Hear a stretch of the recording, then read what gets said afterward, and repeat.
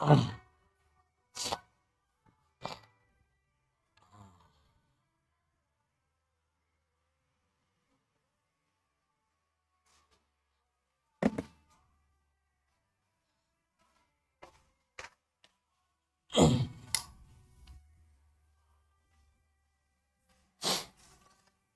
Everyone, good morning to all of you. मेरा नाम है रुचित्रा और स्टडी ग्रुप पे आपका बहुत बहुत स्वागत है। प्लीज एक बार कंफर्म कर दीजिए आप लोगों को मेरी वॉइस प्रॉपर और लाउड आ रही है।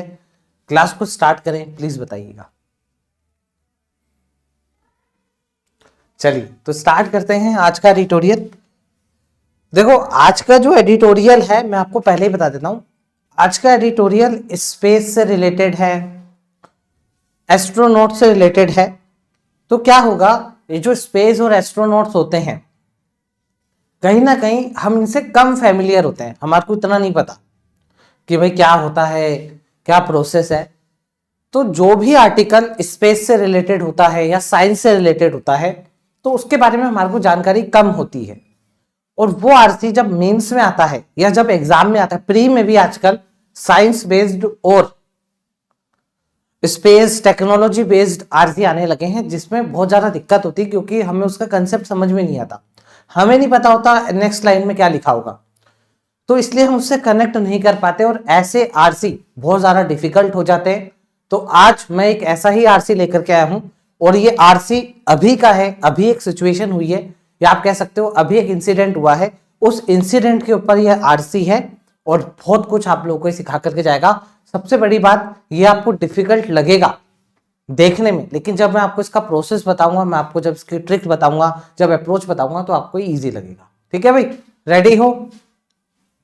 चलिए आज स्टार्ट करते हैं। सबसे पहले आप ये टेलीग्राम चैनल ज्वाइन कर सकते हैं। इस टेलीग्राम चैनल पर हम जो भी वोकैबुलरी कर रहे हैं उन वोकैबुलरी का एक शानदार क्यूज शाम को 8 बजे इसी टेलीग्राम चैनल पर होता है। शाम को 8 बजे लाइव होता है, लाइव रैंकिंग आती है, लाइव क्वेश्चन और ऑप्शंस आप लोगों को टिक करने होते हैं। 8 बजे से पहले इस पर रिमाइंडर भी आ जाता है, तो आप लोग इस टेलीग्राम चैनल को जरूर ज्वाइन कर लें। टेलीग्राम चैनल का लिंक डिस्क्रिप्शन बॉक्स में आपको दे रखा है। ठीक है, चलो आगे बढ़ जाते हैं। हम स्टार्ट करते हैं वोकैबुलरी से।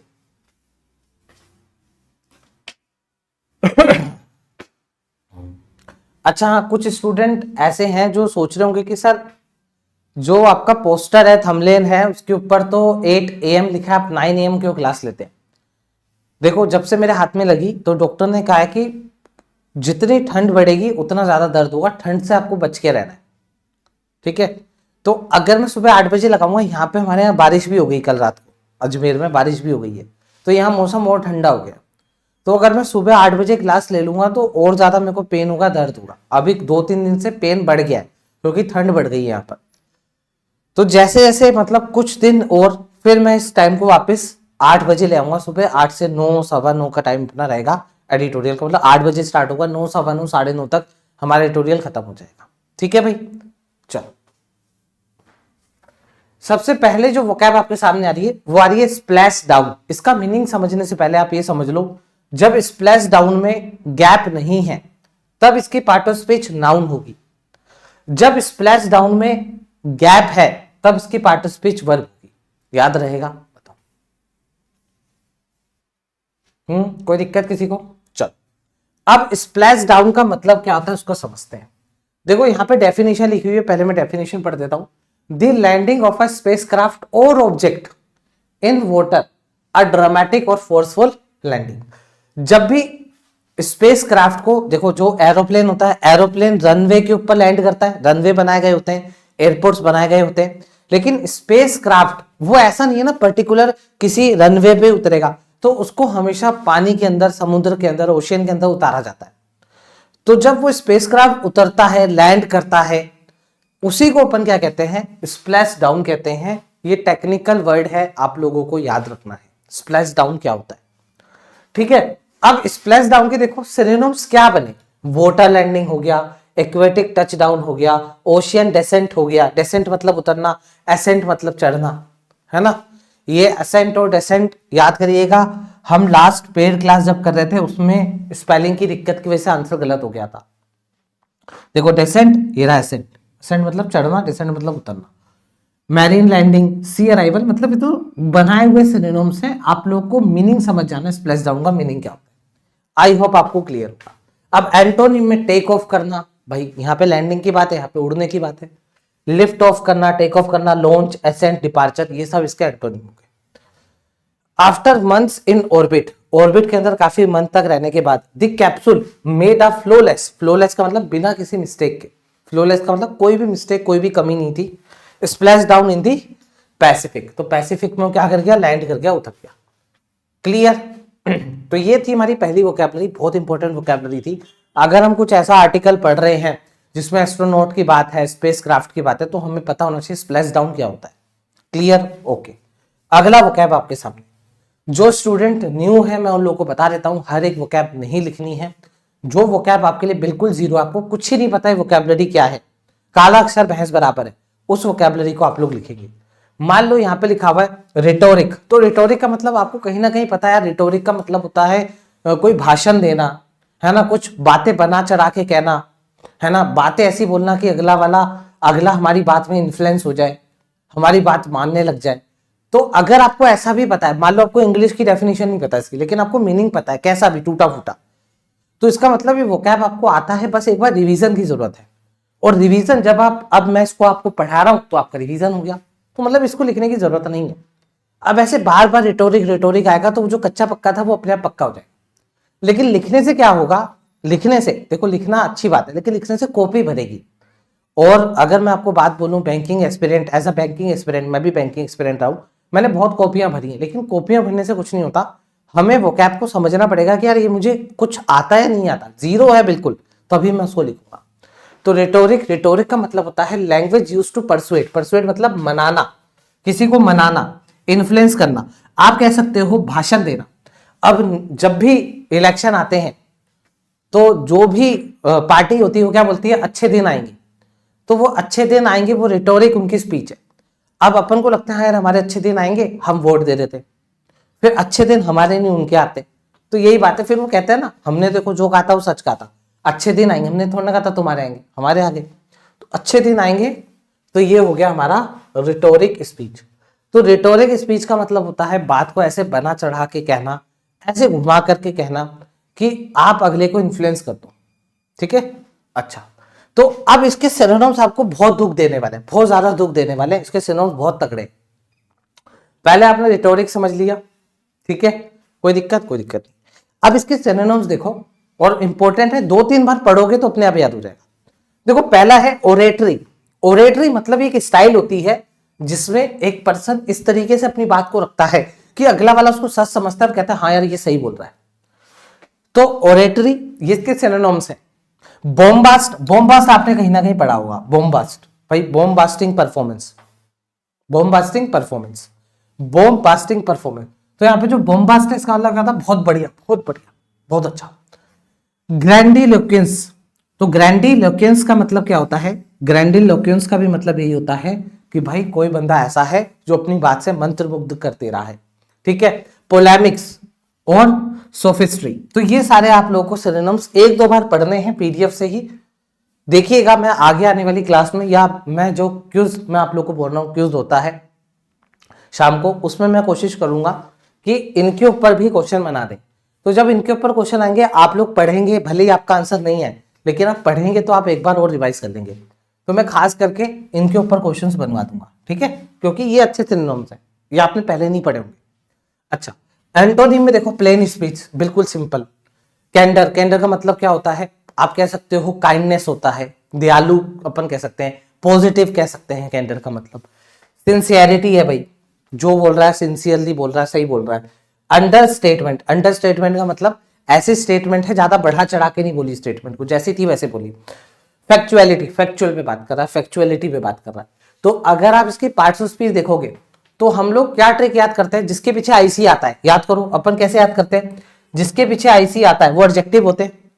तो जैसे कि पीरियोडिक हो गया, आईसी जिसके पीछे आता है उसको अपन क्या मांगते हैं, एडजेक्टिव मानते हैं। लेकिन रिटोरिक में आईसी आ रहा है लेकिन ये नाउन होता है, ये बात ध्यान रखिएगा, ये नाउन होता है।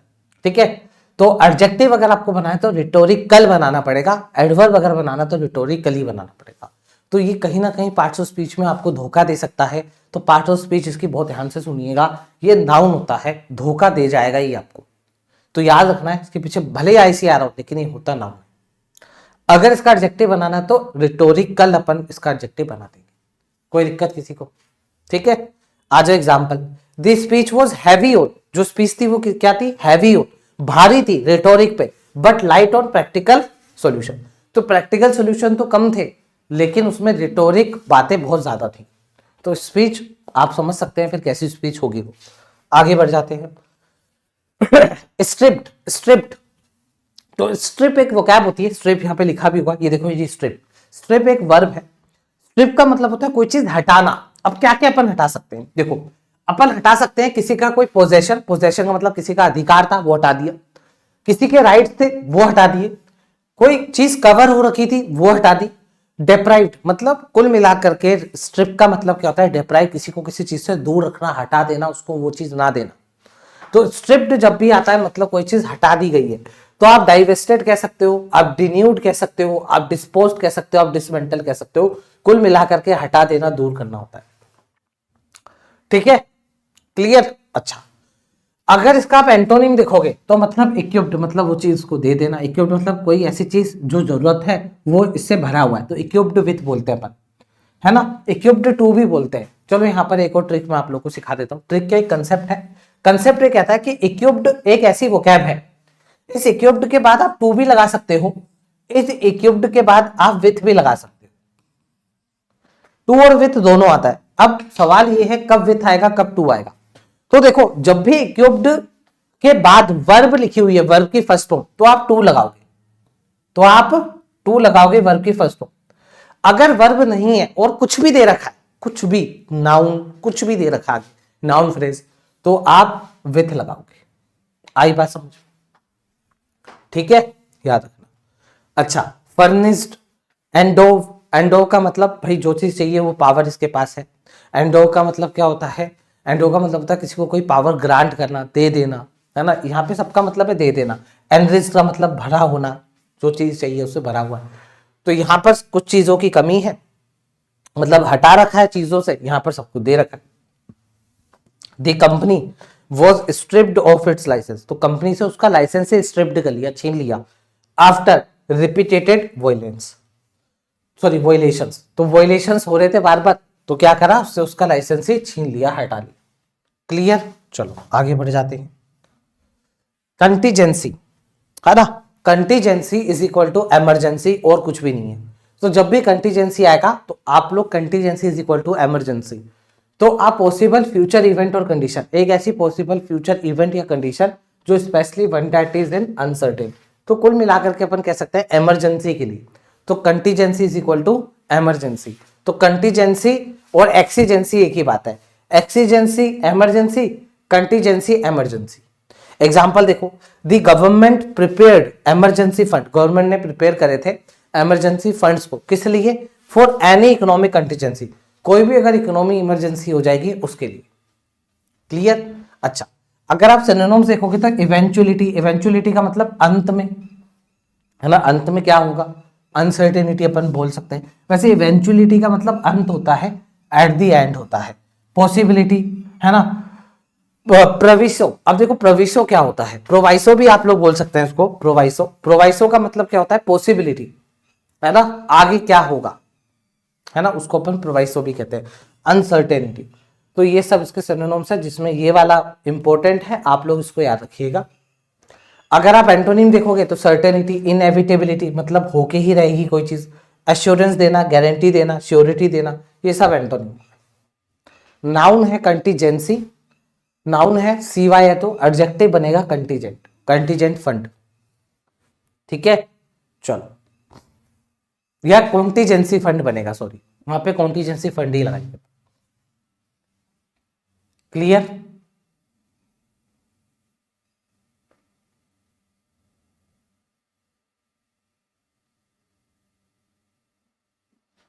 Next vocab endure.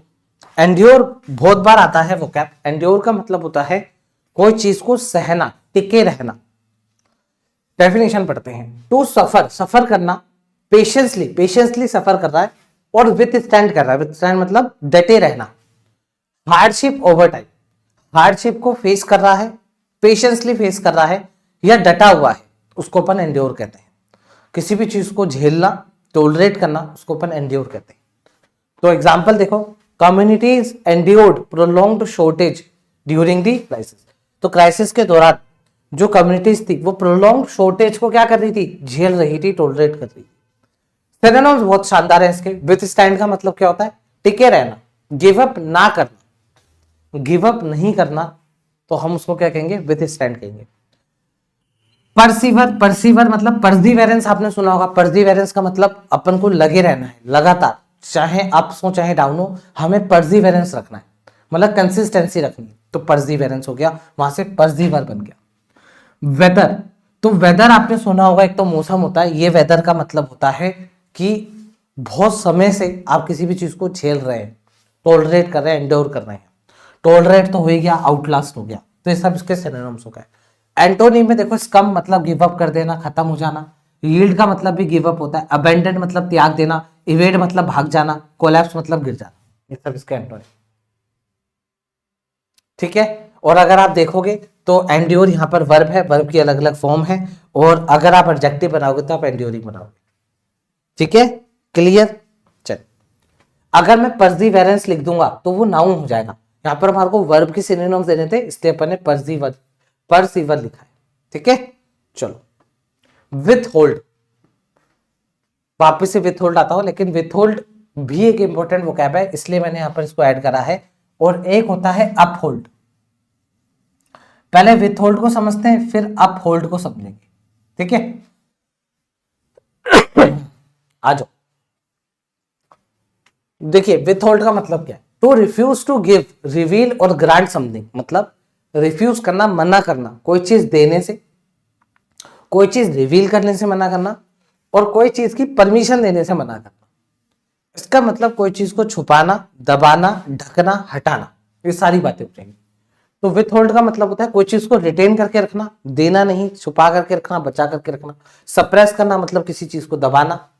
सिक्विस्टर, सिक्विस्टर का मतलब आप कह सकते हो, भाई सिक्विस्टर एक बहुत ही अच्छा वोकैब है, आप लोग इसको याद भी रख सकते हैं। सिक्विस्टर का भी मतलब यही हो जाएगा कि अपन क्या कर रहे हैं, किसी भी चीज को विथ होल्ड कर रहे हैं, कंसील कर रहे हैं, रोक करके रख रहे हैं, ठीक है। एम्बार्गो का मतलब होता है डिनाई करना, मना करना। डिनाई यहाँ पे लिखा ही हुआ है। और एम्बार्गो जनरली ट्रेड के लिए यूज होता है। The authority decided to withhold sensitive information. Sensitive जो इंफॉर्मेशन थी, अथॉरिटी ने डिसाइड करा कि हम उसको नहीं बताएंगे, नहीं देंगे, उसको अपन छुपा करके रखेंगे फ्रॉम दी पब्लिक, पब्लिक से छुपा करके रखेंगे। एंटोनिम में रिलीज हो जाएगा, डिस्क्लोज हो जाएगा, ग्रांट हो जाएगा, प्रोवाइड हो जाएगा, डाइवल्ज हो जाएगा। डाइवल्ज का मतलब होता है डिस्क्लोज करना, किसी भी चीज को डाइवल्ज, डिस्क्लोज करना। ये वर्ब है सबकी सब, और अगर आपको एडजेक्टिव की तरह लगाना है तो विथ होल्डिंग अपन लगा सकते हैं, या वर्ब की आईएनजी फॉर्म की तरह अपन लगा सकते हैं। एडजेक्टिव तो नहीं, वर्ब की आईएनजी फॉर्म की तरह अपन इसको यूज कर सकते हैं। हाँ, एडजेक्टिव की तरह भी कभी कभी यूज हो जाता है, ठीक है। क्लियर सभी को, बताइए। चलो, आज की वोकैबुलरी, जो भी हमने आज की वोकैबुलरी करी, वो सारी ही वोकैबुलरी बहुत इंपॉर्टेंट है, बार बार एग्जामिनेशन में आती है। आप लोगों को सारी वोकैबुलरी याद रखनी है। कुछ एक दो वर्ड्स न्यू थे, उनको लिख लीजिएगा, वापस से रिवाइज कर लीजिएगा। अब मैं आपको लेकर के चलता हूं एक ऐसे आरसी पर जो बहुत इंपॉर्टेंट आरसी होने वाला है। ये आरसी ऐसा है, ये आपसे फेमिलियर नहीं है।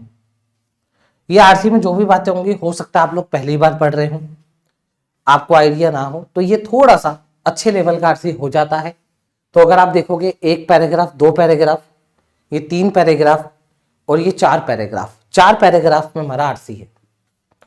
और ये आरसी किसके ऊपर बेस्ड है, ये भी मैं बताता हूं, ठीक है। देखो, ये आरसी बेस्ड है आपका, अगर आपने सुना होगा तो एक ऑपरेशन हुआ था जिसका नाम है,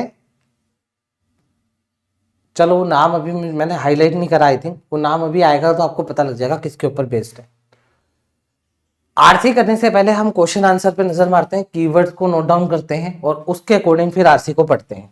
तो चलो फटाफट कीवर्ड्स नोट करो।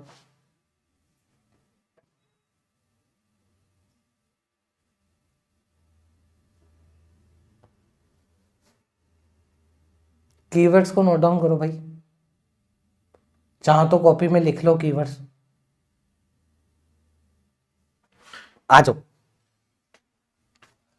देखो, which of the following potential counter argument. अब आपको एक काउंटर आर्ग्यूमेंट तैयार करना है, मतलब जो बात ये बोलेगा उसका काउंटर आंसर आप लोग को देना है, उसका काउंटर आर्ग्यूमेंट आप लोग को देना है। Best highlight a limitation in the author claim. Author ने कुछ क्लेम करा है, ऑथर ने क्या क्लेम करा है कि जो स्पेस फ्लाइट है रिमेन अ कैलकुलेटेड रिस्क। तो ऑथर ये कह रहा है कि जो स्पेस फ्लाइट है आपकी वो अभी भी कैलकुलेटेड रिस्क है, नॉट अ सोल्व्ड प्रॉब्लम। वो कोई सोल्व्ड प्रॉब्लम नहीं है, आप एक कैलकुलेटेड रिस्क ले रहे हैं। अब आपको इस बात को काउंटर करना है, आपको इसकी बात का काउंटर आर्ग्यूमेंट तैयार करना है। पहले हम पूरा पैसेज पढ़ेंगे, उसके अकॉर्डिंग देखेंगे इसकी बात का काउंटर आर्ग्यूमेंट क्या होने वाला है। क्लियर? ठीक है, पहला क्वेश्चन आज की क्लास का। अब अपन चलते हैं दूसरे क्वेश्चन पर। इस क्वेश्चन को एक बार पढ़िए और कीवर्ड्स नोट डाउन करने की कोशिश करिए।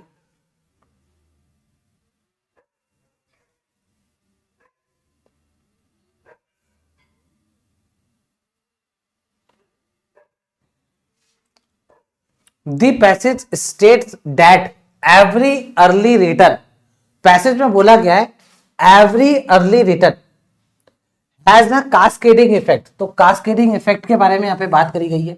Based on the context provided, मतलब जो आपको पैसेज में दिया गया है उसके according, which of the following is not a direct consequence of the skeleton crew scenario described।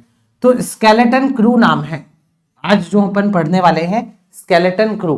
मैं एक बार सर्च करता हूं स्केलेटन क्रू।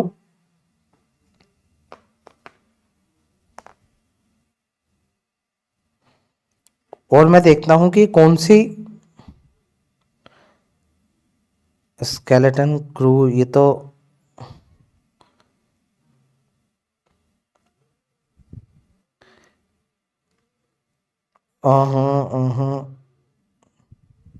ये तो एक मूवी का नाम आ रहा है, कोई बात नहीं।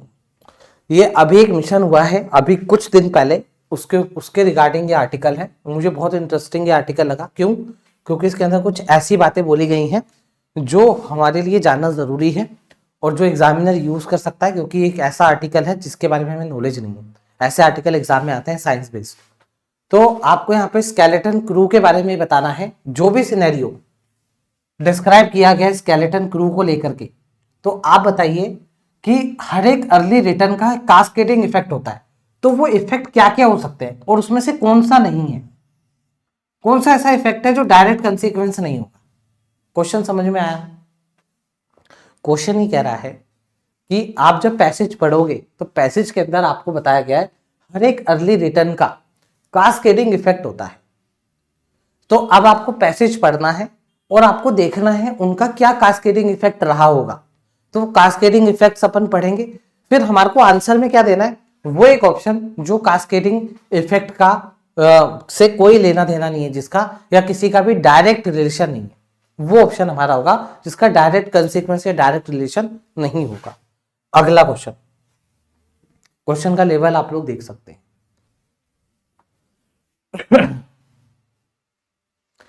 The passage suggests that splashdown of the astronauts, जो splashdown हुआ है एस्ट्रोनॉट्स का, was unprecedented primarily because, तो पैसेज में बोला गया है कि एस्ट्रोनॉट्स का स्प्लैशडाउन हुआ है, उसको अनप्रेसिडेंटेड बोला गया। क्यों बोला गया इसको? ऐसा क्यों बोला गया कि अनप्रेसिडेंटेड है? अनप्रेसिडेंटेड का मतलब ऐसा पहले कभी नहीं हुआ, ऐसा क्यों बोला गया? तो ये चीज हमें पढ़नी है और आंसर देना है। आई होप ये इजी क्वेश्चन होने वाला है। The passage argue that portrayal of astronauts as superhuman is misleading because, तो यहां पर ये कहा जा रहा है पैसेज के अंदर एस्ट्रोनॉट को सुपर ह्यूमन बताया गया और ये मिसलीडिंग बात है। उनको क्यों सुपर ह्यूमन बोलने में मिसलीड करना है? बताओ क्यों अपन मिसलीड हो रहे हैं उन लोगों को सुपर ह्यूमन बोलने पर? तो पैसेज में कहीं ना कहीं पता होगा कि भाई इनको सुपर ह्यूमन क्यों बोला जा रहा है, क्यों नहीं बोलना चाहिए। बस अब आप बताइए मिसलीडिंग क्यों है, क्या रीजन है जिसकी वजह से इनको सुपर ह्यूमन बोलना मिसलीड करना है।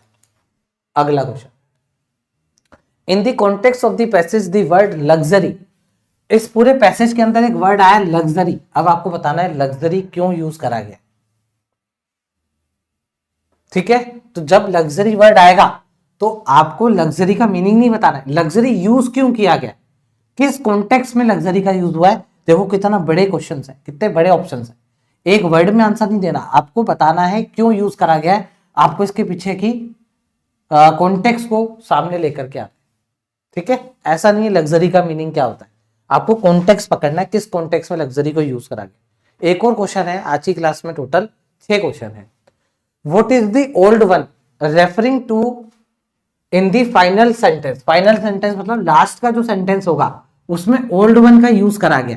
Before dreaming of new words we must be honest about old one we carry with us. तो ये जो लाइन है लास्ट में, इसमें ओल्ड वन किसके लिए बोला गया, ओल्ड वन क्या होगा, क्या यहां तक क्लियर है बताइए। चलिए अब अपन आरसी पर चलते हैं। आप लोग को क्वेश्चन आंसर देख करके समझ में आ गया होगा आज का लेवल क्या होने वाला है।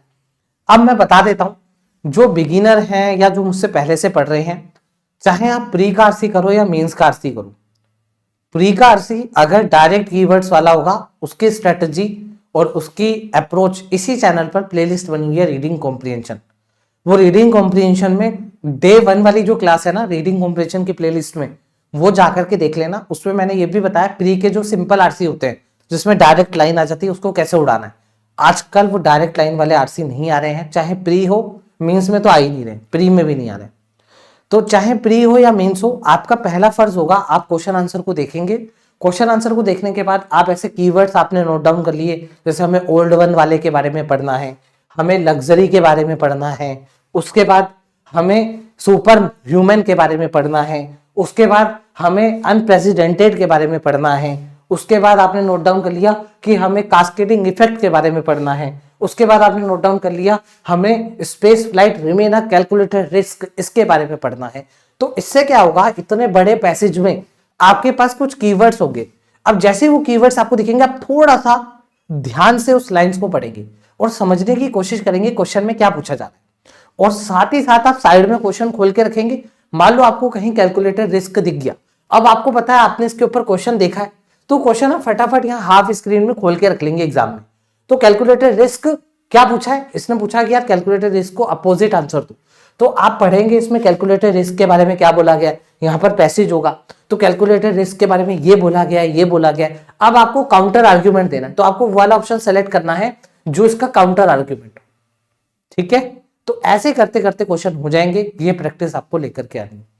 रीडिंग कॉम्प्रिहेंशन की प्लेलिस्ट पढ़िए, उसको देखिए अगर आपको प्री के आरसी में दिक्कत आ रही है। बाकी मैं नेक्स्ट मंथ से फरवरी से आपके लिए प्रीलिम्स की रीडिंग कॉम्प्रिहेंशन भी एक अलग से प्रीलिम्स लेवल, सिर्फ उसमें फिर प्री रहेगा। अभी इसमें प्री भी है मींस भी है, दोनों है एडिटोरियल में, लेकिन एक मैं छोटी सी सीरीज स्टार्ट कर दूंगा आपके लिए, इसमें सिर्फ प्री रहेगा यूट्यूब पर फ्री में, डोंट वरी। ठीक है भाई, चलो अब अपन चल रहे हैं पैसेज के ऊपर। अब आपके दिमाग में कुछ कीवर्ड्स हैं, कुछ पॉइंट्स हैं। अब जब भी आपको कीवर्ड्स या पॉइंट्स दिखें तो थोड़ा रुकिएगा, आंसर करने की कोशिश करिएगा। मैं आपको टाइमर दे रहा हूं, 1.5 मिनट का टाइम दे देता हूं मैं आप लोग को। आप लोग रीड करिए, कोई जल्दबाजी नहीं है, समझते हुए रीड करिए। कहीं पर लाइन कोई दिखे तो उसको अच्छे से पढ़ लीजिएगा, मैं जब तक बैठ रहा हूं।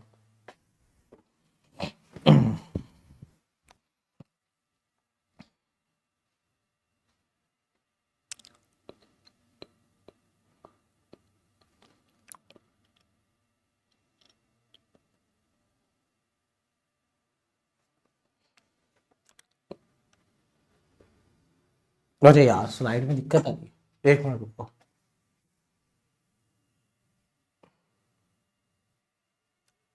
देखो अब सही है,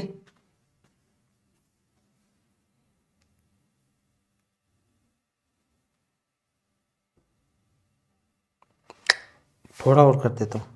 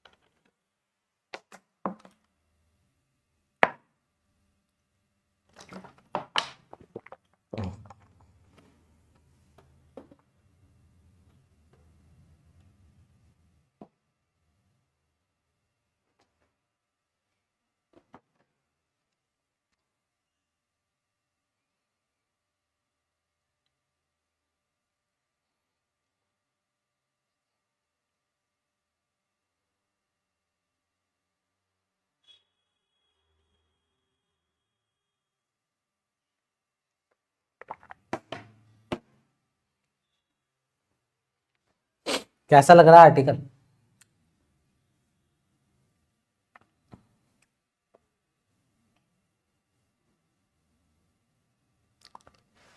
अनामिका, ओके, कैसा लग रहा है अनामिका? अभी तो और लॉजिकल होने वाली है इंग्लिश, इंग्लिश और लॉजिकल होगी।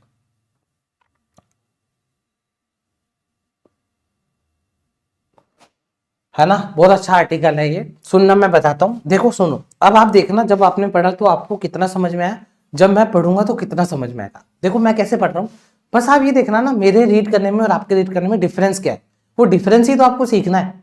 जो आपने समझा और जो मैं समझा रहा हूँ उसमें क्या अंतर है और वो अंतर क्यों आ रहा है, बस आप वो चीज को नोट डाउन करो ना। नोट डाउन मतलब उसको देखो, नोट डाउन तो आप कर नहीं सकते। The quite splash down, quite T last में मतलब जो एकदम चुपके से जो स्प्लैश डाउन हुआ, मतलब कुछ स्पेसक्राफ्ट लैंड हुआ होगा और 4 एस्ट्रोनॉट्स, उसके अंदर 4 एस्ट्रोनॉट्स थे, ऑफ द कैलिफोर्निया कोस्ट। अब आपको पता है ना ऑफ कोस्ट क्या होता है, चलो बताता हूं। देखो एक होता है अबे मैं एफ ही नहीं लिख पा रहा हूं, ये देखो ये ऑफ है, एक होता है ये वाला ऑफ। लेकिन जब ये ऑफ कोस्ट के साथ आता है, ऑफ द कोस्ट, और जब ये वाला कोस्ट, ये वाला ऑफ कोस्ट के साथ आता है, तो जब ये वाला ऑफ आएगा कोस्ट के साथ, तो याद रखिएगा कोस्ट मतलब समुद्र। मैं एक काम कर रहा हूं, समुद्र बना रहा हूं, ये समुद्र है, मतलब यहां पर है ना, ये समुद्र है, ठीक है, और यहां पर लोग खड़े हैं, ये जमीन है, ठीक है, ये लैंड है जहां पे लोग खड़े, और ये समुद्र है। तो अगर मैं ऑफ बोल रहा हूं तो मतलब जो किनारा है उससे दूर कहीं लैंड हुआ, और अगर मैं ऑफ बोलूंगा तो जो जमीन है वहां पर लैंड हुआ। तो अब आपको ही पता है अगर स्पेसक्राफ्ट उतरेगा, अगर उसको जमीन पे लैंड करवा दिया तो स्पेसक्राफ्ट भी खत्म और अंदर जो 4 एस्ट्रोनॉट्स बैठे थे वो भी खत्म, अंडा फूट जाएगा। लेकिन अगर अंडा पानी में गिरेगा तो फूटेगा नहीं, बच जाएगा। तो इसलिए हमेशा ऑफ द कोस्ट आएगा, क्योंकि हम बात कर रहे हैं समुद्र के अंदर, थोड़ा किनारे से दूर, तो इसलिए यहां पर आया है ऑफ द कैलिफोर्निया कोस्ट। तो जो कैलिफोर्निया का कोस्ट है उसके अंदर स्प्लैश डाउन करवाया 4 एस्ट्रोनॉट्स को, वुड। अब वुड किसके लिए आ रहा है, स्प्लैश डाउन के लिए आ रहा है। Splashdown would normally have been routine, कहा जा रहा है स्प्लैश डाउन तो रूटीन बात है, अक्सर आए दिन स्पेसक्राफ्ट लैंड होते रहते हैं, कभी कोई सैटेलाइट, कभी कुछ होता रहता है, ये तो रूटीन की बात है, किसी को कोई दिक्कत? भाई ये कौन आ गया है, कौन आया दिक्कत करने, मैं एक बार देख लूं क्या हो गया इसको।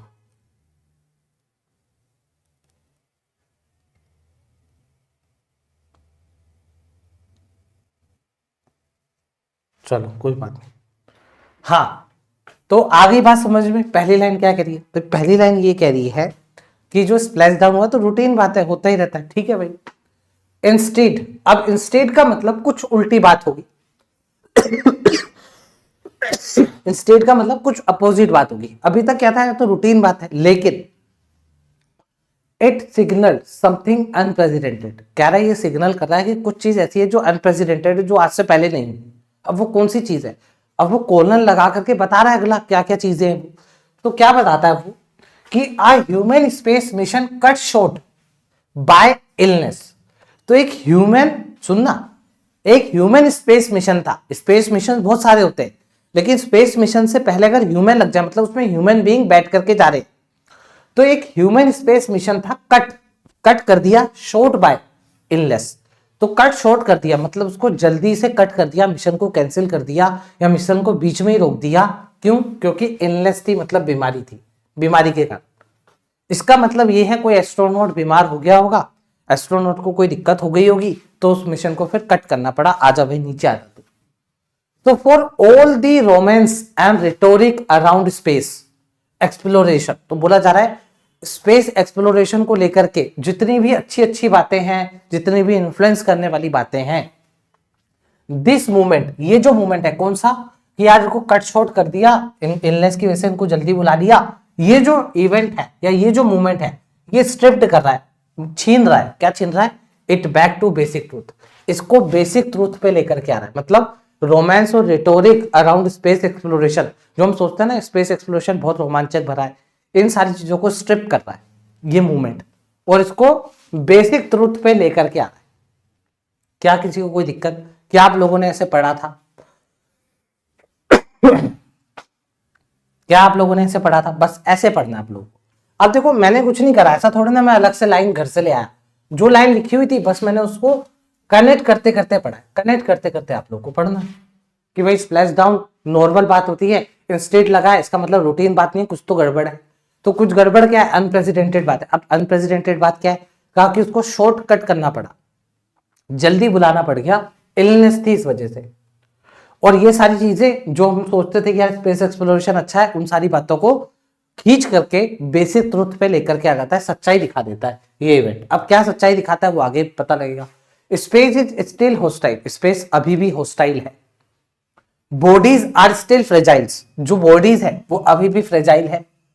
एंड टेक्नोलॉजी हाउएवर एडवांस, हालांकि टेक्नोलॉजी एडवांस है, रिमेन्स एन इम्परफेक्ट शील्ड, लेकिन अभी भी वो क्या है?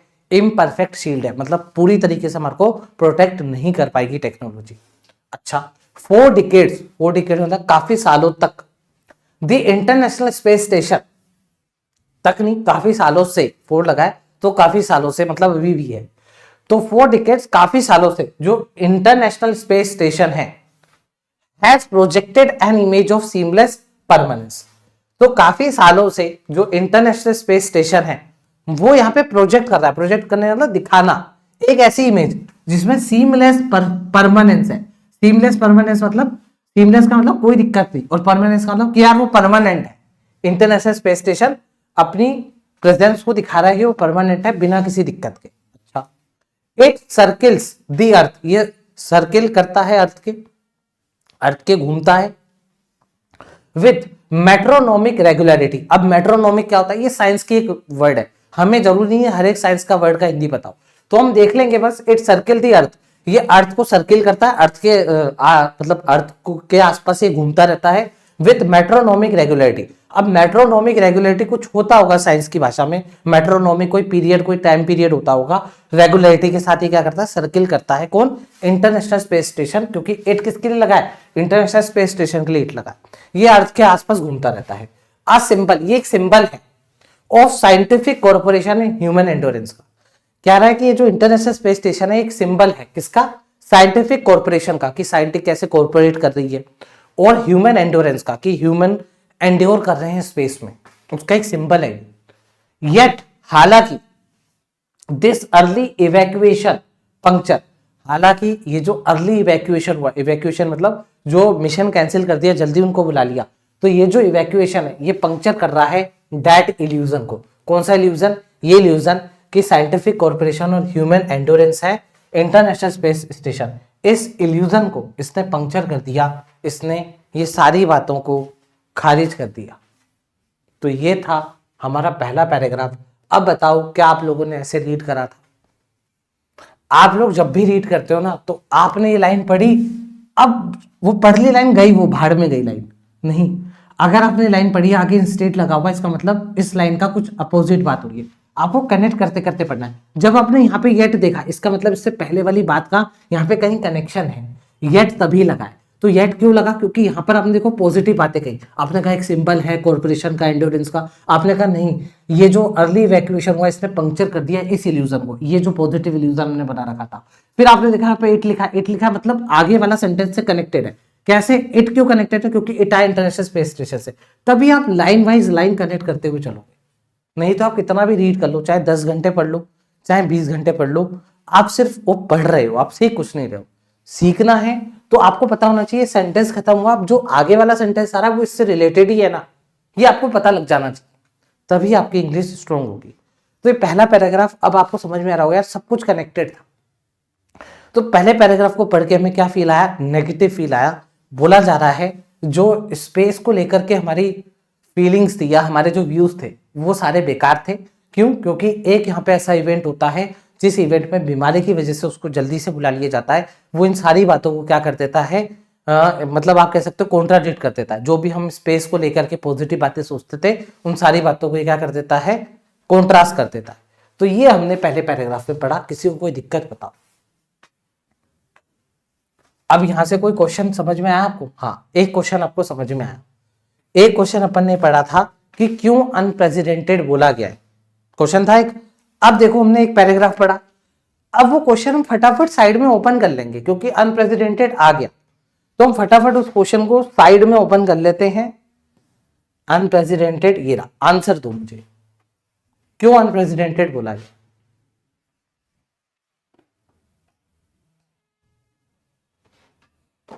एक पैराग्राफ पढ़ते ही एक आंसर, एक नंबर कंफर्म करो।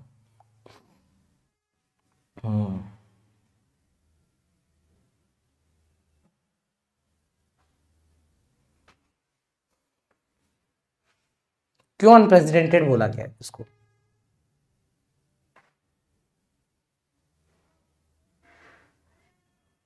क्या आ सकता है? चलो पढ़ते हैं। It took place off the California coast rather than usual Florida landing sites. ये तो हमने पढ़ा ही नहीं कि भाई वो क्यों कैलिफोर्निया में उतर गया जबकि तो उसको फ्लोरिडा में उतरना चाहिए था, ये तो गलत है। It involve a failure of imperfect shield of technology during the descent, ये आ सकता है answer. It represent a rare failure of International space Station life support system, कि ये रेयर फेलियर को क्या कर रहा है, रिप्रेजेंट करता है, ये भी आ सकता है क्योंकि रूटीन है। लेकिन इस बार का क्या हुआ, अनप्रेसिडेंटेड निकला, ये भी आ सकता है।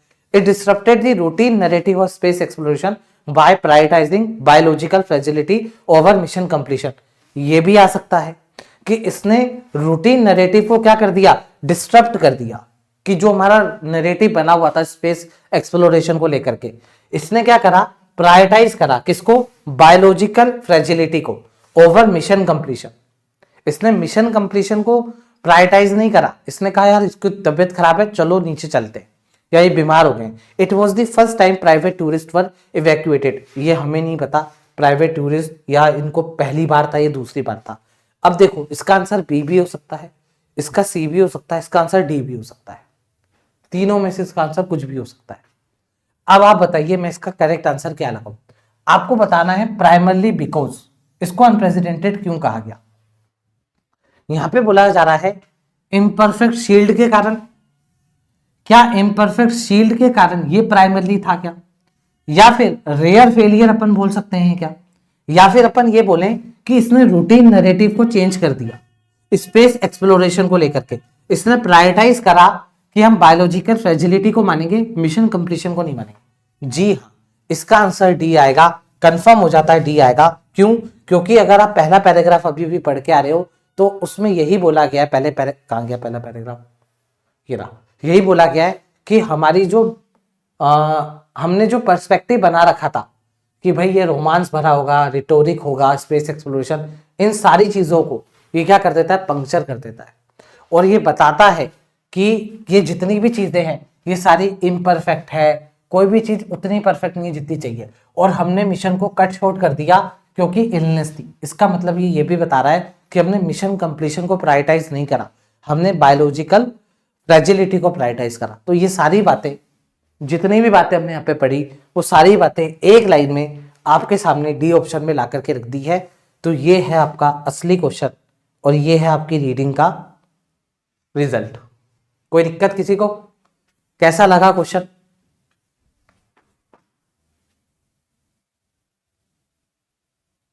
ठीक है, तो याद रखिएगा जब आप क्वेश्चन पढ़ रहे हैं तो आपको क्वेश्चन का मीनिंग पता होना चाहिए। क्वेश्चन में पूछ क्या रहा है, क्वेश्चन में पूछ रहा है कि इसको अनप्रेसिडेंटेड क्यों कहा गया, क्योंकि इसने पूरा नैरेटिव ही चेंज कर दिया, इसलिए इसको क्या कहा गया, अनप्रेसिडेंटेड कहा गया। यूं तो रूटीन फ्लाइट्स उतरती हैं, फ्लाइट्स कह रहा हूं, यूं तो रूटीन स्प्लैश डाउन होते हैं, लेकिन ये स्प्लैश डाउन अनप्रेसिडेंटेड था। इसने नैरेटिव चेंज कर दिया, इसने बताया हम बायोलॉजिकल फ्रेजिलिटी को प्रायोरिटाइज करेंगे, मिशन कंप्लीशन को नहीं। इसलिए तो उसने कहा कि इलनेस की वजह से शॉर्टकट कर दिया, कट शॉर्ट कर दिया, सॉरी कट शॉर्ट का मतलब जल्दी बुला दिया या जल्दी ही मिशन को कट कर दिया। ठीक है, आई होप आपको डी आंसर क्यों हुआ क्लियर होगा। ये नहीं हो सकता, ये नहीं हो सकता, हालांकि पॉसिबल थे, लेकिन बेस्ट आंसर डी होगा। चलो भाई, एक पैराग्राफ पढ़ा, एक आंसर आ गया। अब अगला पैराग्राफ मैं पढ़ रहा हूं और आप देखना आपने जब रीड करा, मैंने जब रीड करा तो क्या अंतर है। अब मैं अगला पैराग्राफ पढ़ने जा रहा हूं और मैं हर एक सेंटेंस को रिलेट करता हुआ चलूंगा। ये प्रैक्टिस होनी चाहिए आपकी, ठीक है। दी स्टेशन, अब देखो दी स्टेशन कौन सा स्टेशन होगा, यही होगा ना इंटरनेशनल स्पेस स्टेशन, ऐसे कनेक्ट करते हुए चलो। तो बोला जा रहा है ये जो इंटरनेशनल स्पेस स्टेशन है is not a floating hospital. कह रहा है फ्लोटिंग हॉस्पिटल नहीं है, it is a laboratory with first aid capability. कह रहा है जो इंटरनेशनल स्पेस स्टेशन है ये हॉस्पिटल थोड़ी ना तुम्हारा, ये लेबोरेटरी है एक, अपन यहाँ पर जाकर के रिसर्च करते हैं। हाँ इसके अंदर फर्स्ट एड कैपेबिलिटी है, मतलब फर्स्ट एड मतलब भाई स्टार्टिंग में छोटा मोटा लग जाए कुछ हो जाए तो वो सही हो सकता है इधर, ये हॉस्पिटल थोड़ी ना है। Astronaut are highly trained, astronaut highly trained होते हैं but they are not doctors. कह रहा है एस्ट्रोनॉट ट्रेंड तो होते हैं लेकिन वो डॉक्टर थोड़ी ना है। अच्छा when समथिंग सीरियस, जब कोई सीरियस हैपन हो जाए, कुछ सीरियस ही बात हो जाए, there is only one real solution, तब एक ही रियल सोल्यूशन बचता है, चलो घर। तो कम होम, चलो घर, यही एक सोल्यूशन बचता है ना भाई। अभी क्या होता है, मान लो अपन स्कूल में है, मान लो अपन कॉलेज में, मान लो अपन ऑफिस में, हमारे साथ कोई दिक्कत है, हम क्या कहते हैं, घर जा रहा हूं। अब आप स्पेस में हो तो स्पेस में भी एक ही सोल्यूशन बचता है, अब तो घर चलो। अब ये यहां नहीं बच पाएगा, उसको घर ले चलते हैं।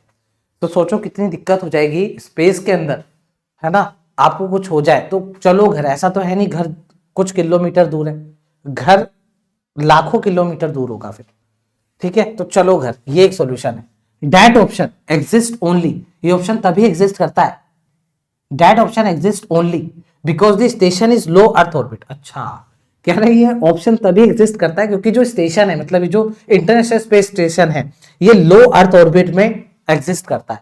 मतलब जो अपना इंटरनेशनल स्पेस और अपना नहीं है, जो इंटरनेशनल स्पेस स्टेशन है वो लो अर्थ ऑर्बिट में रहता है, इसलिए ये आसान है कि चलो घर घर चलते हैं। It is close enough for rescue, कहा जा रहा है रेस्क्यू के लिए क्लोज इनफ है, close enough for contingency, emergency के लिए भी चलो उतना ही पास है जितना होना चाहिए। Future missions will not enjoy that luxury, कहा जा रहा है लेकिन जो फ्यूचर मिशंस होंगे वो इस लग्जरी को एंजॉय नहीं कर पाएंगे, जो फ्यूचर इवेंट्स होंगे वो इस लग्जरी को एंजॉय नहीं कर पाएंगे। अब आपसे उसने पूछा था लग्जरी क्यों यूज करा गया है, तो इसका आंसर देने से पहले, हड़बड़ी करने से पहले हम ये पैसेज पढ़ ले। तो क्या कहा जा रहा है, a crew on the moon, कह रहा है अगर क्रू मून पर होगा can not be evacuated with in hours, अगर कोई मून पर गया हुआ है तो उसको जल्दी से अपन नहीं ला पाएंगे अर्थ पर। अ क्रू ऑन मार्स, जो मार्स पर गया हुआ है वो तो भूल जाओ, a crew on Mars can not be evacuated at all, उसको तो ला ही नहीं सकते, लाते लाते बीच में ही निपट जाएगा वो, अगर मार्स पे उसको कुछ हो गया तो। This incident therefore carry significance far beyond the individual involve, कहा जा रहा है ये जो इंसिडेंट है ये कैरी कर रहा है एक significance far beyond the individual involve, कह रहा है वो इंडिविजुअल जो इसमें इन्वॉल्व थे उससे भी, उन तक तो है ही ये चीज, लेकिन उनके अलावा भी बहुत सारी चीजें यहां पर बयां कर रहा है। बहुत बड़ा सिग्निफिकेंस है इस इवेंट का, इस इंसिडेंट का बहुत बड़ा सिग्निफिकेंस है उन लोगों से भी परे जो इसमें इन्वॉल्व थे। देख रहे हो आप, समझ रहे हो क्या सिचुएशन है, क्यों इंपॉर्टेंट है ये आरसी। मतलब कुछ नहीं पता आगे की लाइन में क्या होगा, तभी ये आरसी डिफिकल्ट भी होगा और अनफेमिलियर भी है हमारे लिए। तो ऐसे आरसी को ऐसे क्रैक करना है। देखो मैं हर एक लाइन कनेक्ट करते हुए चल रहा हूं। फिर दिस इंसिडेंट हो गया, अब देखो इट लगा, it is a warning flare, कहा जा रहा है ये वार्निंग फ्लेयर है, अभी तो तुम बच गए। फॉर एन एरा, उस एरा के लिए वार्निंग फ्लेयर है, वार्निंग साइन है उस एरा के लिए जब space agency and private companies are promising longer deeper and more frequent journeys into space. कह रहा है उन लोगों के लिए वार्निंग है जो सोच रहे हैं हम और ज्यादा लंबी जर्नी पे जाएंगे, और ज्यादा अंदर तक जाएंगे स्पेस के, और ज्यादा फ्रीक्वेंट जर्नी करेंगे, उनके लिए वार्निंग है। There is also a human dimension that deserve attention, कहा जा रहा है यहां पर एक ह्यूमन डायमेंशन भी है जिसको अटेंशन देने की जरूरत है, जिसको ध्यान से देखने की जरूरत है। अब आप बताइए कहां था ये टफ, ये टफ नहीं था। जिस भी स्टूडेंट को इंग्लिश टफ लगती है वो सिर्फ इंग्लिश पढ़ रहा है, इंग्लिश पढ़ो, लेकिन अगर आप दूसरी लाइन में जाओ, इट अगर आ रहा है तो पता हो ये इट किसके लिए आ रहा है, तभी तो आप अगली लाइन कनेक्ट कर पाओगे। अगर दूसरी लाइन में जा रहे हो, दूसरी लाइन में आपको यहां पर इंस्टेड दिख रहा है, यहाँ पर आपको बट दिख रहा है, तो पता होना चाहिए बट आया तो पहले वाला सेंटेंस की क्या इंपॉर्टेंस है, क्यों बट आ रहा है, क्यों एंड आ रहा है। सारी चीजें जब आप समझ जाओगे, पढ़ने लगोगे, ये हैबिट डालोगे, तो आपके लिए क्रिस्टल क्लियर होगा। अब आप लग्जरी वाला क्वेश्चन का आंसर तो दो मेरे को, आ जाओ। लग्जरी लग्जरी ये रहा, आंसर दो।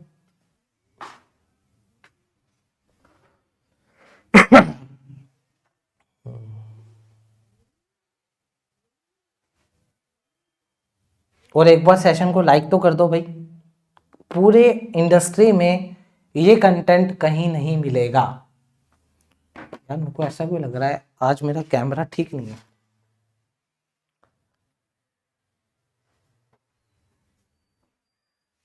अभी ठीक हुआ मेरा कैमरा। देखा, सबका आंसर आ गया। क्यों क्यों आया आंसर? क्योंकि भाई आपने पहले ही देख रखा था लग्जरी वर्ड के ऊपर क्वेश्चन है, और जैसे ही लग्जरी आया आपने और अच्छे से पढ़ लिया उसको, लग्जरी का मीनिंग क्या है। अब सोचो आप पूरा आरसी पढ़ते थे, फिर आप आते इधर पांचवें क्वेश्चन पे लग्जरी, फिर आप वापस आरसी में जाते, अरे यार लग्जरी क्या था, तो आपका टाइम डबल लगता। टाइम अभी भी लगा, लेकिन एक ही बार टाइम लगा, डबल टाइम लगा।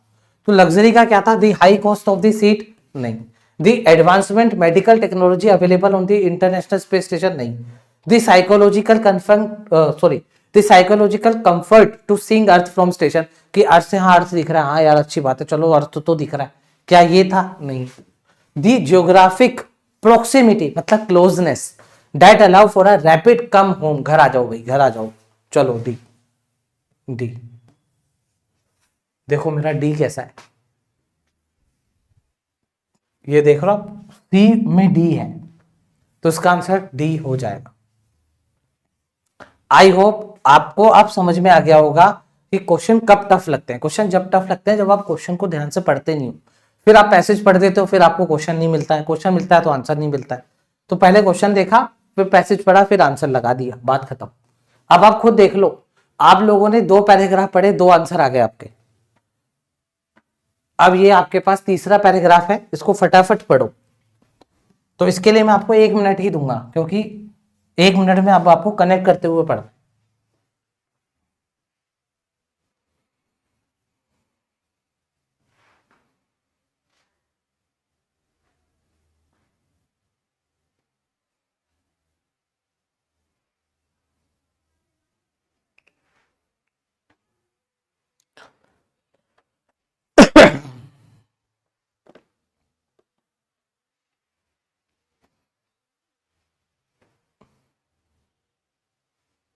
ले भाई, एक और क्वेश्चन का आंसर सुपरमैन। उनको सुपरमैन बोल दिया जाता है।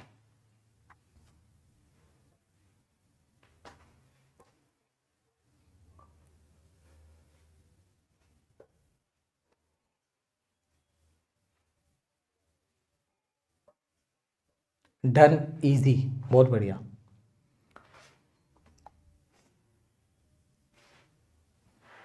अच्छा, अब आप मुझे एक बात बताओ, जिस भी स्टूडेंट ने एग्जाम दिए या जो अभी देगा, तो अगर आप कभी भी मेमोरी बेस देखते हो, किससे पूछते हो, तो कभी भी ये नहीं कहेगा कि पॉलिटिक्स के ऊपर कोई आरसी आया, या वो कभी भी ये नहीं कहेगा कि हमारे स्टेट में ये हो गया, वो हो गया, उसके ऊपर आरसी आ गया, कहीं कोई एक्सीडेंट हो गया उसके ऊपर आरसी आ गया, कभी नहीं होता।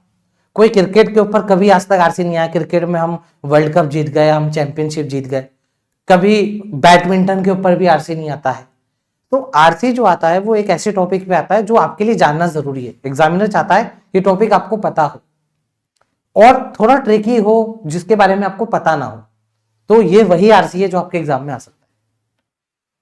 अब इसको मैं पढ़ रहा हूं आगे, और समझिएगा, आप लोगों को मजा भी आ रहा होगा इस आरसी में। Astronauts are often portrayed as Superman. Astronauts को हम सुपरमैन समझते हैं, क्यों? क्योंकि इम्यून टू फियर होते हैं, उनको फियर से डर नहीं लगता। सॉरी, मतलब फियर से डर नहीं लगता, मतलब उनको डर नहीं लगता। फियर से डर नहीं लगता है क्या बात हुई? उनको डर नहीं लगता, उनको वो थकते नहीं है। और वर्नेबिलिटी, उनके अंदर कोई वर्नेबिलिटी भी नहीं है, मतलब उनके अंदर ऐसी कोई भी चीज नहीं है जिससे उनको नुकसान पहुंच सके। हम ऐसा सोचते हैं कि वो सुपर ह्यूमन है। इन ट्रूथ, लेकिन सच में दे आर एलीट प्रोफेशनल्स। सच में वो एलीट प्रोफेशनल्स होते हैं। Operating under extreme condition, extreme conditions में ऑपरेट करते हैं, वहां पे कंडीशंस नॉर्मल नहीं होती है। माइक्रोग्रेविटी, माइक्रोग्रेविटी करके कोई चीज होती है, वो वीकेन कर देती है बोन्स को, बोन को वीक कर देती है, वो ऑल्टर कर देती है ब्लड के फ्लो को। ब्लड अभी मतलब अभी मुझे तो नहीं पता ब्लड कैसे कैसे बह रहा है ना, बायोलॉजी का स्टूडेंट नहीं हूं मैं, लेकिन जैसा भी ब्लड फ्लो होता है वहां पे जाके उल्टा हो जाता है, चेंज हो जाता है ब्लड का फ्लो, अफेक्ट कर देता है इम्यूनिटी को एंड डिस्टर्ब कर देता है स्लीप को, सो नहीं पाते हैं, सब कुछ बिगड़ जाता है उनका। Add radiation exposure and confinement, और चीज ऐड करते हैं ये लोग, कह रहे हैं तो रेडिएशन भी होता है, रेडिएशन का एक्सपोजर भी होता है, बाहर रेडिएशंस भी होती हैं स्पेस में, और साथ ही साथ उनको कन्फाइनमेंट में रहना पड़ता है, एक ही शेल में रहना पड़ता है उनको, या स्पेस क्राफ्ट के अंदर ही रहना पड़ता है। And the risk profile changes fundamentally, और जो रिस्क प्रोफाइल है उनकी, उनको पहले से बताया जाता है ये खतरा, ये दिक्कतें आएंगी, वो कभी भी चेंज हो जाती है। क्या पता कोई नया खतरा आ जाए, एलियन दिख जाए, अब ये तो ना बताया एलियन दिख जाए क्या करना है, अब एलियन दिख गया तुम उसको बिस्कुट खिला रहे हो, ले ले बिस्कुट खा ले, तो उसको नहीं पता भाई एलियन दिखे तो क्या करना है। तो यहाँ पे यही तो कहा जा रहा है कि भाई रिस्क प्रोफाइल जो है वो फंडामेंटली चेंज हो जाएगी, ठीक है। तो बहुत दिक्कतें हैं भाई एस्ट्रोनॉट्स बनने में। When we talk about colonising other world, जब हम सोचते हैं, जैसे कि एक बंदा कहता है कि मैं मार्स पे दुनिया बसा दूंगा, जब हम ऐसा सोचते हैं कि मार्स पे हम दुनिया बसा देंगे, we are really talking about asking human body, तो हम पता है क्या कह रहे हैं, हम कह रहे हैं ह्यूमन बॉडी को to endure environments they were never design for. तो हम ऐसा कहना चाह रहे हैं कि देखो क्या कहना चाह रहे हैं, हर एक लाइन कनेक्ट हो रही है, कि जब अपन सोचते हैं कि मैं मार्स पे दुनिया बसा दूंगा, मार्स पे अपन जिएंगे, मार्स पे मैं ट्रैवल एजेंसी चला दूंगा, तो हम ये बोलना चाह रहे हैं ह्यूमन बॉडीज को टू एंड्योर, ह्यूमन बॉडीज को एंड्योर करना एनवायरमेंट में, दे वर नेवर डिजाइन फॉर, उस एनवायरमेंट में जिसके लिए वो बॉडी कभी बनी ही नहीं है। The decision to withhold detail, ये जो डिसीजन था कि इन्होंने डिटेल्स को विथ होल्ड करा, मतलब डिटेल्स को कंसील करा, सप्रेस करा, मतलब रोका, बताया नहीं, क्लोज नहीं करा, सॉरी डिस्क्लोज नहीं करा, तो ये जो डिसीजन था विथ होल्ड करने का, डिटेल्स हम बाहर बताएंगे नहीं, किसके बारे में डिटेल्स, अबाउट द इलनेस, कि कोई बीमार हुआ है इसलिए हम वापस आ गए, ये जो बात थी इन्होंने बाहर आने नहीं दी, इस बात को विथ होल्ड जो करा, कहा ये अंडरस्टैंडेबल है, चलो ये तो बात समझने आ रही है, चलो तुम ये नहीं बताना चाहते कि कोई बीमार हो गया था इसलिए तुमने कैंसिल करा, लेकिन it also reflect a growing tension, लेकिन ये ग्रोइंग टेंशन भी रिफ्लेक्ट करती है। Space is no longer the exclusive domain of government, कहा जा रहा स्पेस जो है वो अब नहीं रहा, स्पेस नहीं रहा एक्सक्लूसिव डोमेन ऑफ गवर्नमेंट, मतलब अब वो सिर्फ गवर्नमेंट के हाथ में नहीं रहा स्पेस, अब प्राइवेट कंपनियां भी स्पेस में जा रही हैं। मतलब अगर आपका मन है, आपके पास इतना पैसा है, आप मान लो प्रिपरेशन करते रहो, साइड में आप अपना एक रॉकेट बनाते रहो, मान लो आपका रॉकेट बन गया, तो अब आप बैठो और जाओ अपने आप, कोई दिक्कत नहीं है, ये यही कह रहा है, अब गवर्नमेंट का डोमेन नहीं है, आप अपना रॉकेट बनाओ और चले जाओ स्पेस में। Tourist private missions and multinational cruise, कह रहे हैं टूरिस्ट प्राइवेट मिशन भी हो रहे हैं, multinational crews are now part of the picture, अब ये लोग भी इस पिक्चर का पार्ट बनते जा रहे हैं। विथ अगर स्टार्टिंग में आता है मतलब due to that comes public scrutiny, कहा जा रहा है इस वजह से पब्लिक स्क्रूटिनिटी और कमर्शियल प्रेशर, इस वजह से पब्लिक स्क्रूटिनिटी और कमर्शियल प्रेशर हो रहा है। If space becomes a work place, कह रहा है अगर स्पेस वर्क प्लेस बन गया, मतलब स्पेस ऐसी चीज बन गई जहां पर आप जाकर के काम कर रहे हो, सोसाइटी विल डिमांड, तो जो सोसाइटी होगी जो वहां पे काम कर रहे होंगे वो डिमांड करेंगे the same standard of medical transparency, वो सेम वही स्टैंडर्ड मांगेंगे मेडिकल ट्रांसपेरेंसी के, and duty of care that apply on earth, फिर वो कहेंगे यार हम वहां पे काम कर रहे हैं, हमारे को जुकाम हो गया, आप डॉक्टर नहीं है जुकाम का, तो वहां पे जुकाम का डॉक्टर बिठाओ एक। तो यहाँ पर यही बात हो रही है कि अगर वो वहां पर काम करेंगे तो उनको फिर वो सारी चीजें चाहिए होंगी जो उनको अर्थ पे चाहिए होती है।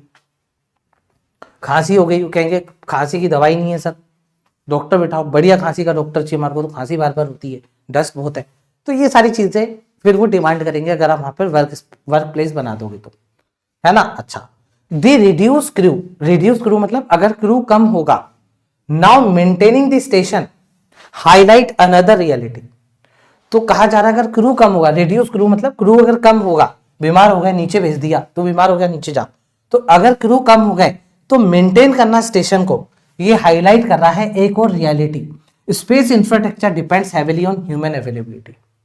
मान लो 10 लोग स्पेस इंटरनेशनल स्पेस स्टेशन पे, 5 को कोरोना हो गया, 5 को कहा तुम घर जाओ, घर पास में ही है, अर्थ दिख रहा है, जाओ तुम घर जाओ, तो 5 लोग बचे, अब वो 5 लोग बेचारे क्या क्या संभालेंगे, तो अगर ह्यूमन अवेलेबिलिटी नहीं होगी तो ये स्पेस इंफ्रास्ट्रक्चर खत्म हो जाएगा, क्योंकि स्पेस इंफ्रास्ट्रक्चर हैविली मतलब सबसे ज्यादा डिपेंड करता है ह्यूमन अवेलेबिलिटी पे। आई बात समझ में? पता चला जो स्टेयरिंग संभालता था, मतलब जो अर्थ के आसपास घूमना होता है, वही चले गया यहाँ पर, बीमार हो गया। अब मेरे तो दूसरा हाथ काम नहीं कर रहा है। खैर, अब एक इंसान दो हाथ से संभाल रहा है, स्टेयरिंग भी संभाल रहा है, यहाँ पे रिसर्च भी कर रहा है, तो स्टेयरिंग इधर उधर होके वो कहीं और निकल जाएगा इंटरनेशनल स्पेस स्टेशन, तो ये भी दिक्कतें हो सकती हैं। तो इसलिए ह्यूमन अवेलेबिलिटी पे ज्यादा डिपेंड है। आई बात समझ में?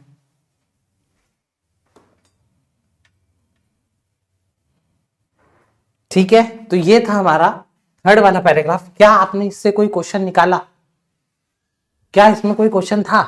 हाँ यार था, तो मैंने पढ़ा तो था, नहीं पढ़ा? हाँ, सुपर ह्यूमन वाला एक क्वेश्चन था। चलो आ जाओ, सुपर ह्यूमन वाले क्वेश्चन पे चलते हैं। सुपर ह्यूमन ये रहा, बताओ।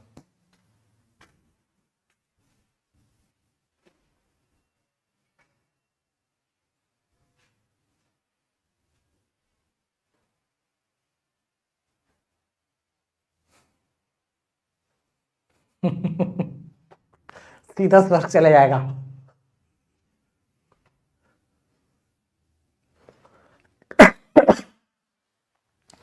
नहीं, मान लो वो जो स्टेयरिंग संभालता था, जिसको बोला गया था भाई देखते हो गोल गोल ही घुमाना है, वो बीमार हो गया, वो नहीं है, स्टेयरिंग संभालने वाला है नहीं कोई, पता लगा वो चांद की तरफ चलेगा। जो एस्ट्रोनॉट्स कह रहे यार सुबह मैंने देखा तो हमारा अर्थ दिख रहा था, अब साला चांद क्यों दिख रहा है? तो कहेंगे कहाँ ले आया यार तू हमारे को, है ना? तो ऐसा भी हो सकता है। इसका आंसर क्या है कि हमें मिसलीड क्यों किया जा रहा है? It ignores the fact that they are elite professionals who are strictly immune to fear. Strictly immune to fear एक ही बात। It overlook the psychological degradation that occurs even in elite bodies due to microgravity and confinement. ये answer हो सकता है। It fails to acknowledge that their training is focused on technology. नहीं। It assume that they can operate without imperfect. अच्छा, नहीं, मतलब बिना कौन सा सूट होता है वो, स्विम सूट तो नहीं होता, स्विम सूट तो अपन स्विमिंग में पहनते हैं। एस्ट्रोनॉट के सूट को क्या कहते हैं यार? मैंने पढ़ा तो था, मतलब मेरे जवाब पे वो था वर्ड कॉस्ट्यूम। कोई बताएगा ये एस्ट्रोनॉट जो पहनते हैं कॉस्ट्यूम व्हाइट कलर का? एक्चुअली मैं मुंबई, हाँ स्पेस सूट, अरे वाह स्पेस सूट। एक्चुअली मैं बॉम्बे गया था, तो बॉम्बे में एक म्यूजियम है, उसके अंदर मैं उस स्पेस सूट में खड़े होकर मैंने फोटो भी खिंचवाई है। ठीक है, तो वो मेरे जमा पे नहीं आ रहा था स्पेस सूट। तो कहा जा रहा है वो बिना स्पेस सूट के भी कर सकते हैं क्या? ये तो वाली बात होगी, डी भी गलत है। It's hide the fact that astronauts are mostly tourist. नहीं, तो बी आंसर होगा, क्लियर कट आंसर है। ठीक है, लास्ट पैराग्राफ और आज का आरसी खत्म।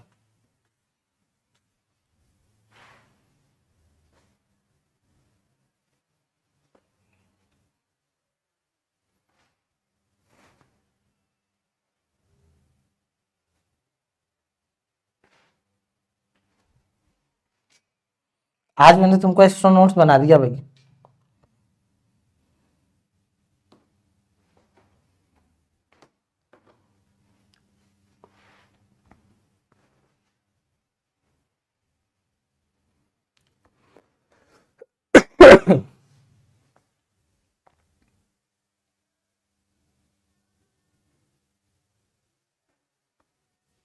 एक और क्वेश्चन का आंसर मिलता हुआ,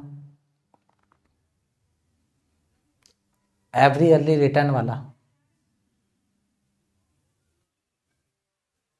चलो आज उसको बनाते हैं।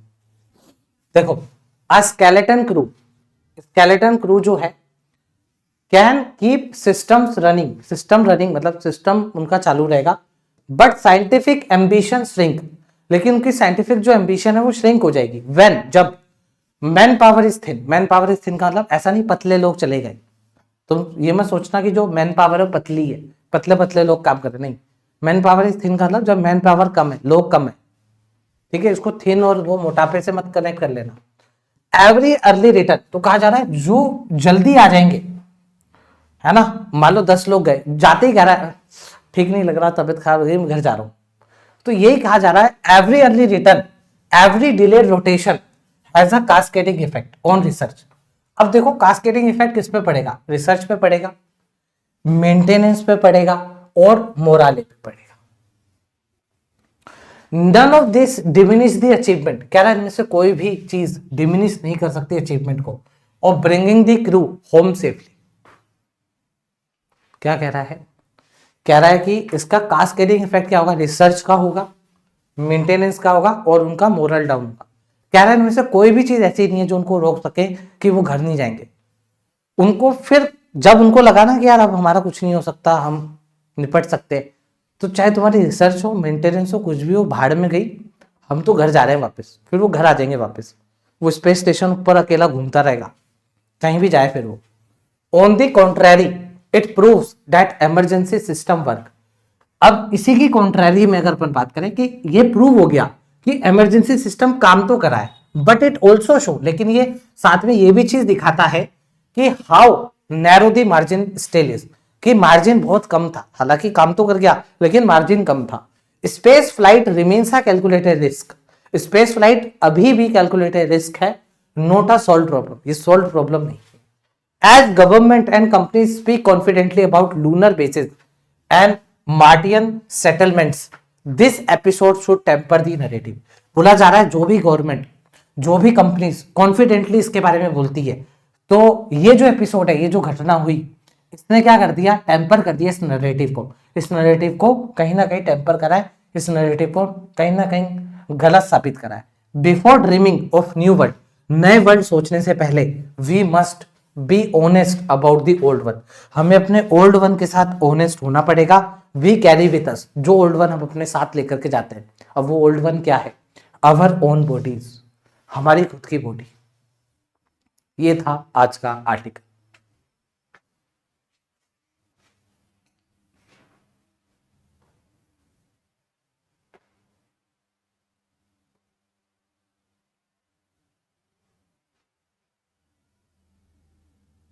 क्या यहां तक क्लियर है? फटाफट बताओ। ठीक है, तो ये था हमारा आज का आरसी। अब आप देखो लास्ट के पैराग्राफ में आपको एवरी अर्ली रिटर्न वाला भी क्वेश्चन मिल गया, उसके बाद आपको कैलकुलेटेड रिस्क वाला भी क्वेश्चन मिल गया, उसके बाद आपको ओल्ड वन वाला भी क्वेश्चन मिल गया। तो अब आप फटाफट आ जाओ, पहले इसका आंसर दो। पहला क्वेश्चन जिसमें आपको काउंटर आर्ग्यूमेंट देना है, किसके लिए? काउंटर आर्ग्यूमेंट बोला ना, हाँ, कि स्पेस फ्लाइट अभी भी कैलकुलेटेड रिस्क है, सॉल्व प्रॉब्लम नहीं। इसका काउंटर आर्ग्यूमेंट क्या हो गया? अगर ये पूरा पैसेज पढ़ने के बाद ऑथर आपको ये कहता है कि ये कोई सॉल्व प्रॉब्लम नहीं है, ये तो कैलकुलेटेड रिस्क ले रहे हो तुम लोग, तो अब आप बताओ आप उसको कैलकुलेटेड अब आप उसको काउंटर आर्ग्यूमेंट क्या दोगे ऑथर को, जिससे कि ऑथर चुप हो जाए, फिर आपसे कुछ बहस ना करे।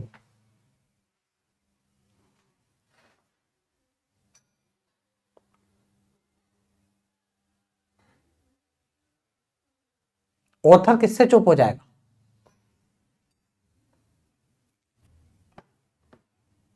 जी हाँ, ऑथर का मुंह बंद कर सकते हो ऑप्शन नंबर बी बोल के।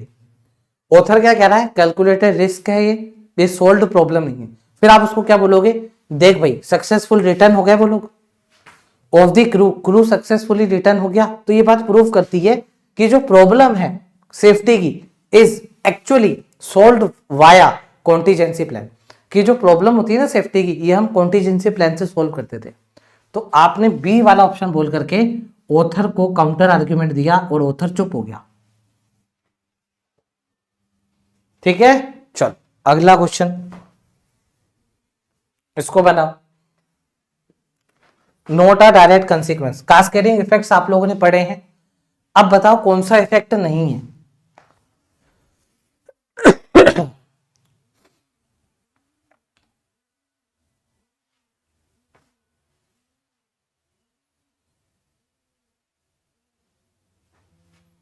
अब देखो सुनो, यही तो बात है ना भाई, क्वेश्चन बहुत तगड़े बनाए गए हैं, ऑप्शंस के लिए आपको वापस इधर आना पड़ेगा। Every early return, cascading effect research पर आएगा, मेंटेनेंस पे आएगा और मोरल पे आएगा उनके। ठीक है, अच्छा अब इधर आओ,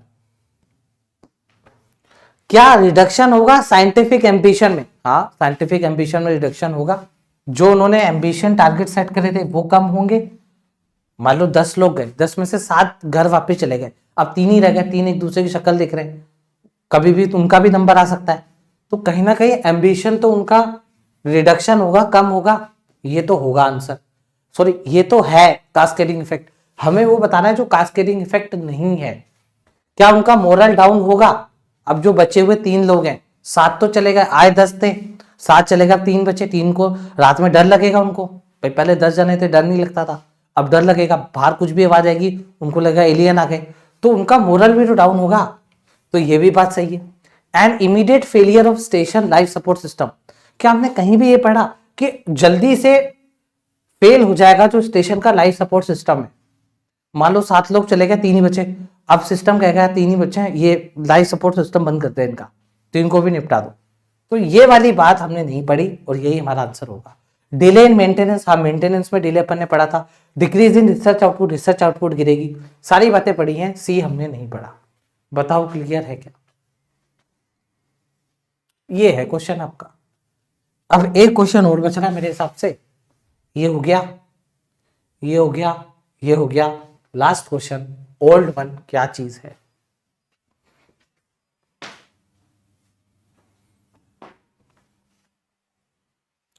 सेशन को लाइक कर देना दोस्तों, बहुत तगड़ा आर्टिकल आपके लिए।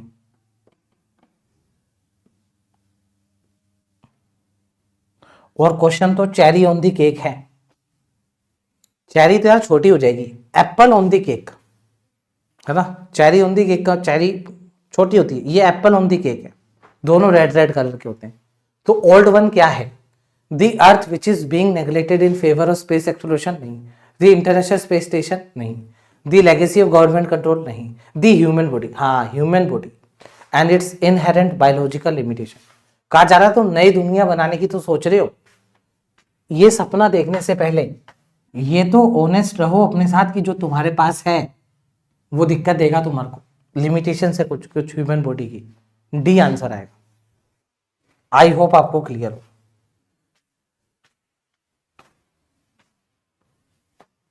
वाटरमेलन अगर अपन रखेंगे केक के ऊपर तो वाटरमेलन हरा हो जाएगा ना, चेरी ऑन दी केक तो रेड कलर की, तो एप्पल ऑन दी केक।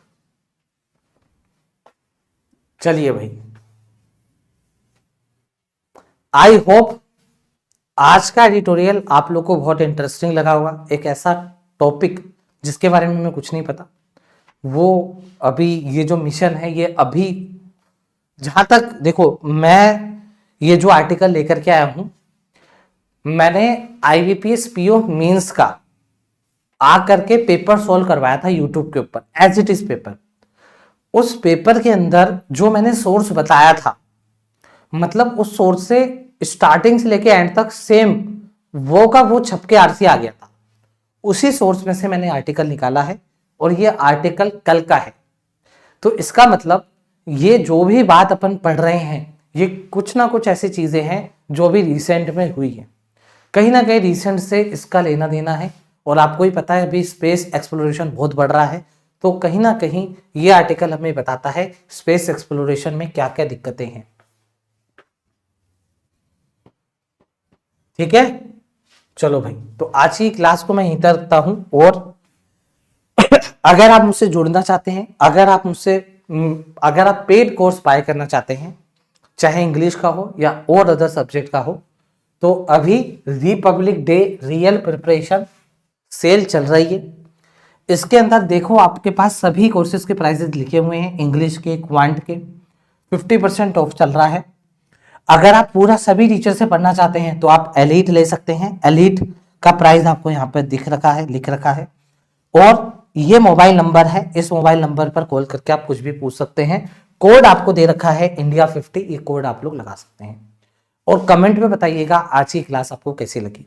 और इसके लिंक अगर आप लोग को चाहिए तो मैं एक बार दिखा देता हूं, उसके लिंक आपको कहां पर मिल जाएंगे, है ना।